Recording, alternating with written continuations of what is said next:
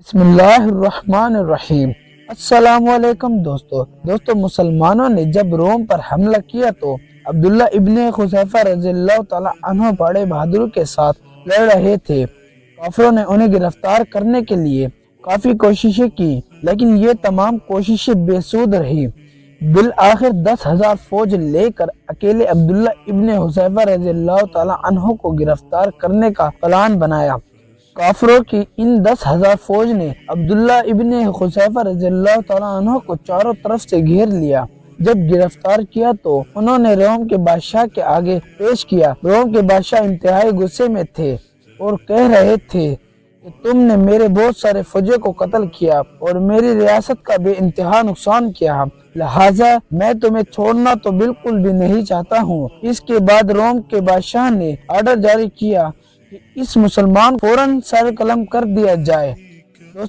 وزیر چونکہ بڑا سمجھدار مانا جاتا تھا، اس نے آگے بڑھ کر کہا، جناب اگر اسے ہم زندہ رکھے تو ہمارے لیے بہت فائدہ مند ثابت ہو سکتا ہے، کیونکہ یہ انتہائی کمال کا انسان ہے اور ایسے طاقتور انسان اور طاقتور نوجوان تو میں نے زندگی میں کبھی نہیں دیکھا کہ جسے گرفتار کے لیے 10,000 فوج کی ضرورت پڑی ہو۔ وزیر نے کہا، جناب اگر یہ ہمارا ساتھی بن گیا تو ہمیں بہت فائدہ دے سکتا ہے۔ بادشاہ نے کہا، ٹھیک ہے، لیکن اسے ہم اپنے ساتھ کیسے شامل کر سکتے ہیں؟ وزیر نے کہا، آپ اسے لالچ دے دیں تو ہمارا ساتھی بن جائے گا، اور یہ ہماری فوج میں شامل ہو گیا تو ہماری فوج بہت زیادہ مضبوط ہوگی۔ کیونکہ یہ خود دنیا دار لوگ تھے، ان کی تو سوچ بھی دنیاوی تھی۔ بادشاہ نے سامنے کھڑا کر کے کہا، عبداللہ ابن حذیفہ رضی اللہ تعالیٰ عنہ نے جواب دیا، جی۔ وہ بولے، جس نبی پر تم ایمان لے آئے ہو اسے چھوڑ دو، میرے فوج میں شامل ہو جاؤ، میں تمہیں دنیا کے تمام دولت دے دوں گا، تم جتنا چاہو تمہیں مل جائے گا، بس شرط یہ ہے کہ تم اسلام چھوڑ دو۔ عبداللہ ابن حذیفہ رضی اللہ تعالیٰ عنہ ہنس پڑے۔ بادشاہ نے کہا، کیوں ہنس رہے ہو؟ آپ نے فرمایا، اس لیے ہنس رہا ہوں کہ تم انتہائی بیوقوف انسان ہو۔ میں تو سوچ رہا تھا کہ تم بادشاہ ہو، عقل مند ہوں گے، لیکن تم تو بیوقوف نکلے۔ وہ بولے، مجھے بیوقوف کہہ رہے ہو؟ آپ نے فرمایا، بیوقوف میں تمہیں اس لیے کہہ رہا ہوں کہ اگر یہ دنیا کی شان و شوکت میرا مقصد ہوتا تو میں مدینے کے بازار میں تجارت کرتا، اگر مال میرا مقصد ہوتا تو میں میدان جہاد میں کیا کرتا، میں تلوار کے سائے میں کیا کرتا، اگر دنیا میرا مقصد ہوتا میں مال بنانے نہیں آیا، اسی لیے میں تمہیں بیوقوف سمجھتا ہوں کہ تم نے مجھے دنیاوی دولت دینے کی بات کی۔ بادشاہ نے کہا، تمہیں دولت نہیں چاہیے؟ آپ نے جواب دیا، نہیں۔ بادشاہ نے کہا، اچھا تم میرے ساتھی بن جاؤ اور اپنے نبی کا کلمہ چھوڑ دو، میں تمہیں بہت اعلیٰ عہدہ دے دوں گا، تم میرے سلطنت کے ایک عظیم درجے پر ہوں گے۔ آپ نے جواب دیا اور فرمایا کہ تم نے مجھے ابھی تک نہیں پہچانا، اگر مجھے پہچان لیتے تو مجھ سے ایسی باتیں نہیں کرتے، تمہیں میری تعریف کا نہیں پتا، اور اگر پتہ ہوتا تو یہ بات نہ کرتے۔ بادشاہ نے کہا کہ میں تمہیں جانتا ہوں، آپ کا نام عبداللہ ہے اور مدینے سے آئے ہو، عربی ہو، میں اچھی طرح جانتا ہوں۔ آپ نے فرمایا، نہیں، تم نے نہیں پہچانا۔ بادشاہ نے کہا کہ چلو ٹھیک ہے، میں نے نہیں پہچانا، تو تم بتاؤ تم کون ہو؟ آپ نے فرمایا، میں سرکار دو عالم صلی اللہ علیہ وسلم کا صحابی ہوں، اور روئے زمین پر صحابی سے بڑا درجہ کوئی نہیں، تم مجھے کیا عہدہ دو گے؟ پیغمبر کے بعد دوسرا عہدہ صحابی کا ہے، مجھے رب نے صحابی کا درجہ دیا ہے، ایک صحابی کے قدموں کے نیچے دھول کے برابر پوری دنیا نہیں ہے، تم مجھے کیا عہدہ دو گے؟ بادشاہ غصے میں آیا اور آرڈر جاری کیا کہ اس کا سر قلم کر دو۔ وزیر نے کہا، جناب ایک موقع مجھے بھی دو۔ بادشاہ نے کہا، ٹھیک ہے، لے جاؤ، دیکھتے ہیں کہ تم کیا کرو گے۔ وہ وزیر عبداللہ ابن حذیفہ کو ایک کمرے میں لے گئے، بولے، آج رات تم میرے مہمان ہوں گے۔ وزیر نے ایک عالیشان کمرے میں مہمان بنایا کہ جسے پہلے تیار کیا گیا تھا، اس میں اعلیٰ درجے کی خوشبوئیں لگائی تھی۔ جب آدھی رات ہو گئی تو وزیر نے اپنی چال، یعنی وہ عورت والی چال، وزیر کی بیٹی تھی جو انتہا درجے خوبصورت تھی، सारे शहर में उसकी खूबसूरती के चर्चे हुआ करते थे। यानी दोस्तों, इन काफिरों की आदतें ही ऐसी हैं कि वो शुरू से मुसलमानों को गुमराह करने के लिए औरत का इस्तेमाल करते हैं। यानी मुसलमान को खराब करने के लिए वो पैसा और औरत का इस्तेमाल करते हैं। वजीर ने अपनी बेटी को हुक्म दिया कि तुम आज रात खूब तैयारी करो और अच्छी खुशबुएं लगाओ, यानी और हसीन बनो। उसके बाद ऑर्डर दिया कि तुम इस नौजवान के कमरे चली जाओ। मतलब ये कि मैं उन्हें अपनी बेटी के इश्क में गिरफ्तार करूं। जब वो कमरे में अंदर दाखिल हो गई, एक साइड पर बैठ गई, उसके बाद अपना जिस्म शो करने लगी। अब्दुल्ला इब्ने खुज़ैफा रज़ियल्लाहु तआला अन्हु ने जब देखा तो फौरन किबले की तरफ मुंह करके नमाज के लिए खड़े हो गए।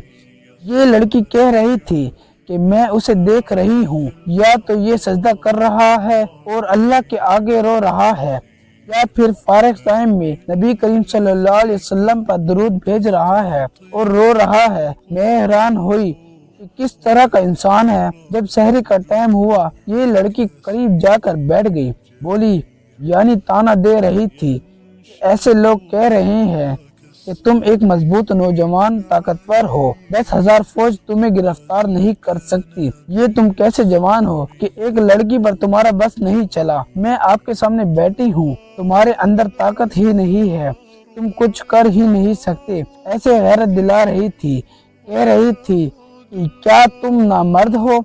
अब्दुल्ला इब्ने हुज़ैफा रज़ियल्लाहु तआला अन्हु ने जवाब दिया कि पहले तुम मुझसे दूर बैठो, मेरे करीब मत आओ। मुझे दो जहानों के सरदार ने फरमाया है कि नामहरम के साथ एक जगह नहीं बैठना, तुम मेरे लिए नामहरम हो। फिर अब्दुल्ला इब्ने हुज़ैफा रज़ियल्लाहु तआला अन्हु ने उसे कहा कि मुझे तुम्हारे हुस्न में कोई दिलचस्पी नहीं है। वो बोली, क्यों? आपने फरमाया कि मैंने जब सरकार दो आलम सल्लल्लाहु अलैहि वसल्लम का चेहरा देखा है, मुझे किसी दूसरे चेहरे देखने में कोई मजा ही नहीं आ रहा है। मैं जब से आका दो जहां के इश्क में मुब्तला हुआ हूँ, खुदा की कसम मैं कोई और इश्क जानता ही नहीं हूँ। मेरे आगे आगे मत रहो, क्योंकि मुझे तुम बिल्कुल भी अच्छी नहीं लगती। और नबी करीम सल्लल्लाहु अलैहि वसल्लम के वो याद करते रहे और रोते रहे। वो साइड पे हो गई। सुबह हुई, उसके बाप ने दरवाजे खोला। जैसा ही उसने दरवाजा खोला तो उसकी बेटी नकाब पहनकर बाहर आ रही थी, यानी मुंह छुपाया हुआ था। वालिद ने कहा, ये क्या किया है? तुम तो मुझसे भी चेहरा छुपा रही हो। आखिर ये तो बताओ कि रात भर किया क्या है? क्या तुमने अपने इश्क में उसे फंसाया है? बेटी ने कहा कि मेरे आगे से हट जाओ, तुम मेरे लिए नामहरम हो। वो बोले, कैसे? वो बोली, ला इलाहा इल्लल्लाह मुहम्मदुर रसूलुल्लाह, मैं रात को मुसलमान हो चुकी हूँ। तुम मेरे बाप हो लेकिन काफिर हो, इसीलिए नामहरम हो, और लानत हो तुम पर कि तुमने मुझे इसके आगे पेश किया और उसने मेरी इज्जत का ख्याल रखा। दोस्तों, ऐसे मुसलमान गुजरे रोज जमीन पर, उन्होंने अपनी आंखों की ऐसे हिफाजत की है। जब बादशाह को पता चला, रोम के बादशाह ने कहा कि ये नहीं हो सकता है। उसके बाद तरह तरह की सजाएं देने के भी जब वो अपने मकसद में कामयाब ना हुए तो बिल आखिर उन्होंने ऑर्डर जारी किया। एक बहुत ही बड़े कढ़ाई में तेल गरम किया। जब तेल खूब गरम हुआ तो उस बादशाह ने ऑर्डर दिया कि अब इस अजीम आलिशान इंसान को इस गरम तेल में डाला जाए। ये देखकर अब्दुल्ला इब्ने हुज़ैफा रज़ियल्लाहु तआला अन्हु रोने लगे। रोम के बादशाह ने कहा कि देखो, मुसलमान मौत देखकर कैसे डर गया है। हालांकि मेरा ऑफर तो अभी भी यही है कि तुम इस्लाम छोड़ दो और हम में से शामिल हो। अब्दुल्ला इब्ने हुज़ैफा रज़ियल्लाहु तआला अन्हु ने जवाब दिया और फरमाया कि ए रोम के बादशाह, मैं इसलिए नहीं रो रहा हूँ इस गर्म तेल में मेरी जान चली जाएगी, बल्कि मैं तो इसीलिए रो रहा हूँ कि क्या करूँ, मेरे तो एक जान है। काश 100 जानें होती तो मैं एक एक करके दीन इस्लाम पर कुर्बान कर देता। उसके बाद बादशाह ने ऑर्डर दिया और कहा कि इस जेल में बंद कर दो। काफी तकलीफें और मुश्किलें सहने के बाद बादशाह ने कहा कि मैं तुम्हें आज़ाद कर देता हूँ, लेकिन पहले तुम मेरे माथे पर बोसा दो। हज़रत अब्दुल्ला इब्ने हुज़ैफा रज़ियल्लाहु तआला अन्हु ने जवाब में कहा, ठीक है, लेकिन इसे बोसे के बदले में तुम मेरे अलावा मेरे तमाम सिपाहियों को रहा करोगे। ये सुनकर उस बादशाह ने इनकार किया तो حضرت عبداللہ ابن حذیفہ رضی اللہ تعالیٰ عنہ نے بھی جواب میں کہا کہ میں تب تک آپ کے ماتھے پر بوسہ نہیں دوں گا کہ جب تک تم میرے تمام سپاہیوں کو رہا نہیں کرو گے۔ یہ سن کر بادشاہ اس بات پر راضی ہو گیا اور وعدہ کیا کہ ٹھیک ہے۔ حضرت عبداللہ ابن حذیفہ رضی اللہ تعالیٰ عنہ نے اس روم کے بادشاہ کے ماتھے پر بوسہ دیا اور روم کے بادشاہ نے اپنے وعدے کے مطابق مسلمانوں کے تمام گرفتار قیدیوں کو رہا کرنے کا آرڈر جاری کیا۔ دوستو، رہائی پانے کے بعد یہ واقعہ جب حضرت عبداللہ ابن حذیفہ رضی اللہ تعالیٰ عنہ نے حضرت عمر فاروق رضی اللہ تعالیٰ عنہ کو سنایا تو حضرت عمر فاروق رضی اللہ تعالیٰ عنہ کی آنکھوں میں آنسو تھے اور تمام صحابہ کرام کو فرما رہے تھے کہ ہم سب بھی عبداللہ ابن حذیفہ رضی اللہ تعالیٰ عنہ کے ماتھے پر بوسہ دیں گے۔ جزاک اللہ۔